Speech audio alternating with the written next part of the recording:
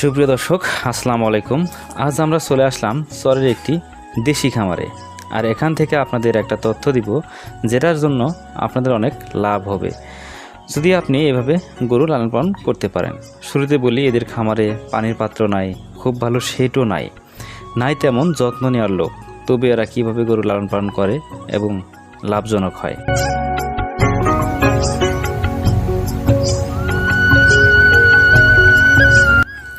সকাল 10টা থেকে 11টার ভিতরে যায় গরু চড়ানোর জন্য এবং সারাদিন চড়িয়ে বেরিয়ে খেয়ে বিকাল 5টা থেকে 6টার ভিতরে বাড়িতে চলে আসে এবং বাড়িতে এসে এক ফোঁটা পানি বা দানাদার খাদ্য দেওয়া হয় না।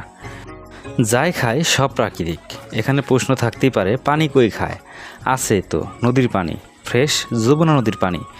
আপনাদের কিন্তু একটা কথা বলতে ভুলে গেছি, এই গরুগুলো লালন পালন করা হয় যমুনা নদীর আশেপাশে এবং এই গরুগুলোতে ছোটো থেকে এভাবেই বড় হয় এবং প্রাকৃতিকের সাথে লড়াই করে বেঁচে থাকে।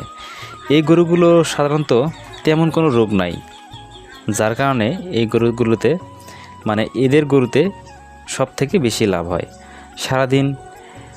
সারাদিন একটি টাকাও খরচা নাই।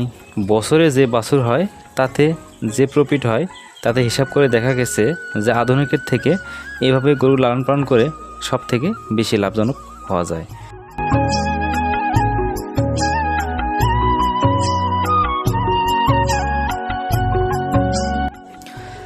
আপনি চাইলে এভাবে গরু লালন পালন করতে পারেন।